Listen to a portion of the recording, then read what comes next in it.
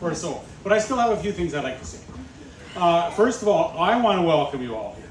And it's really, Diane and I were really felt honored to have this here. This is the 90th year that this land has been in our family. My grandfather bought it in 1933. And we are really fortunate today to have 2 of the 3 remaining siblings that grew up on this farm. My dad, Erwin, and at his table is my Aunt Mickey as well. And we're so fortunate. And Lauren told me yesterday, she said that one of the reasons she wanted to have the reception here is because of that family history. And that's cool, you know, that's, and that's, I guess, says something about the character that Lauren is. Gotta make sure I'm not skipping my notes along here. No, I'm right on track here.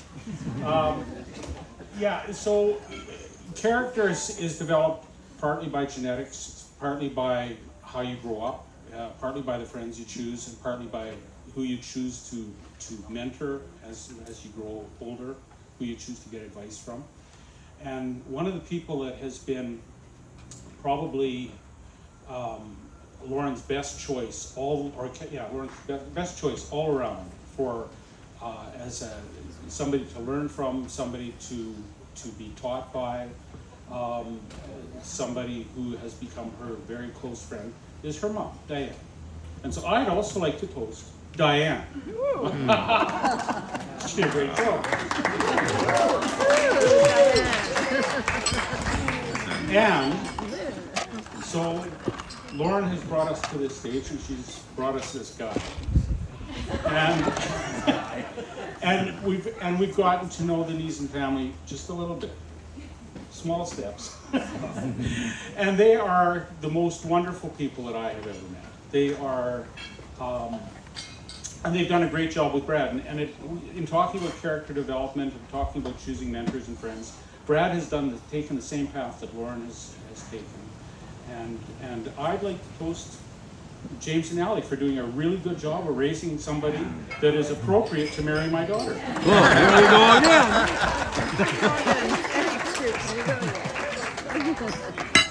So Diane talked about Lauren coming along early, a little bit early. Lauren's character, maybe a lot of people might not realize this, but Lauren is a bit of an adrenaline junkie. And she is an adventurous person. When she was growing up, we always used to think, when comparing her and Kat, we thought that Lauren was most likely to work for CSIS and Kat was most likely to be investigated by CSIS. Lauren was very quiet, but she is a person that is an adrenaline person, and I think that that's what spurred her to pop out early. Was she just wanted to see what was in the world. She wanted to come out and play. She wasn't sick. She was healthy when she was born, and she's been healthy all her life.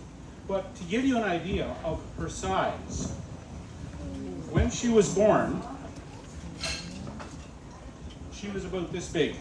We have a picture of her together. Yeah, about the size of a pineapple, a little smaller than a pineapple.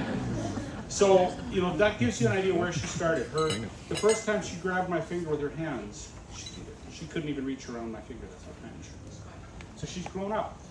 They didn't have Google back then, so we said to the doctor, how do we best help her, give her the best chance in life? Lung development. And that's where we took her to the swimming pool. That's where her aquatics. We held up a pineapple, right? I remember her, and the adrenaline junkie part, I remember her at 5 years old jumping off a 5-meter diving platform at the Kinsman Center in Edmonton. And she was 5 years old. So since then, she's qualified for scuba diving at 16, jumped out of an airplane at 26 or 27.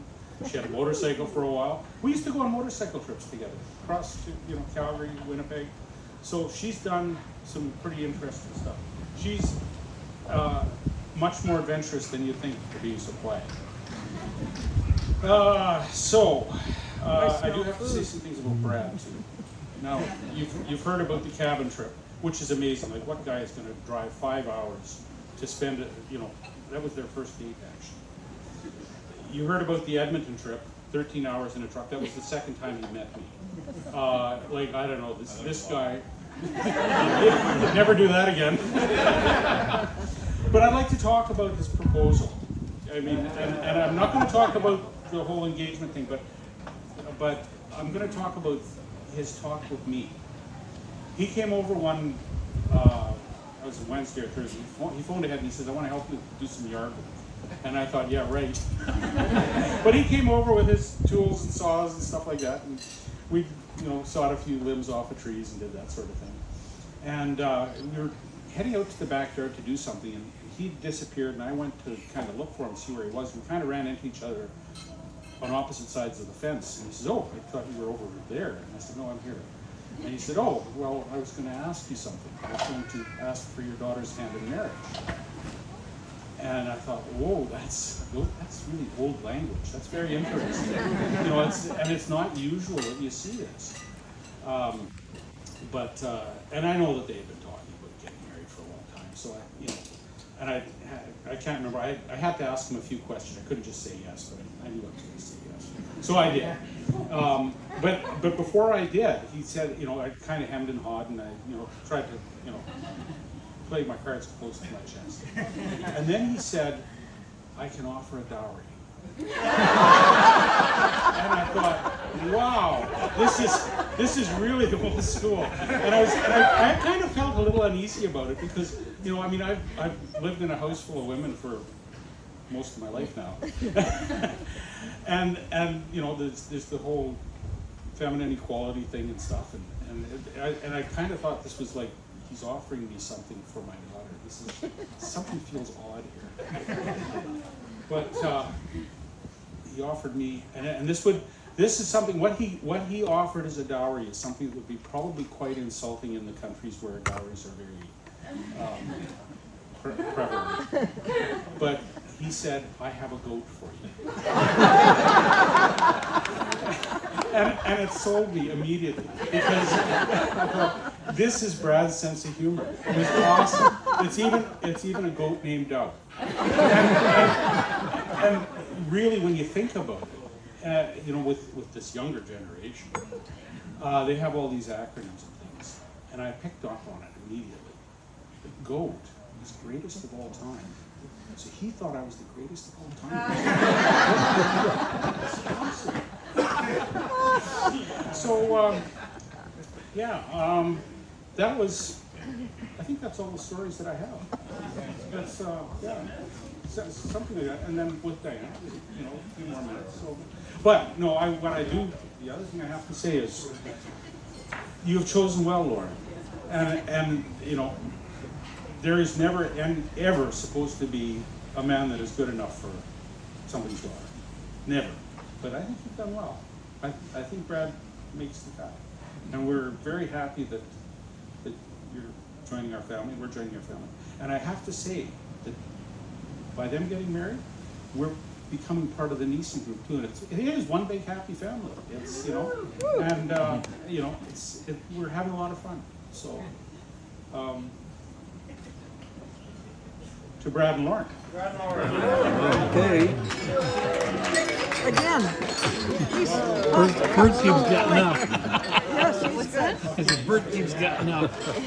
Not a clip, probably. Plastic. It's core strengthening.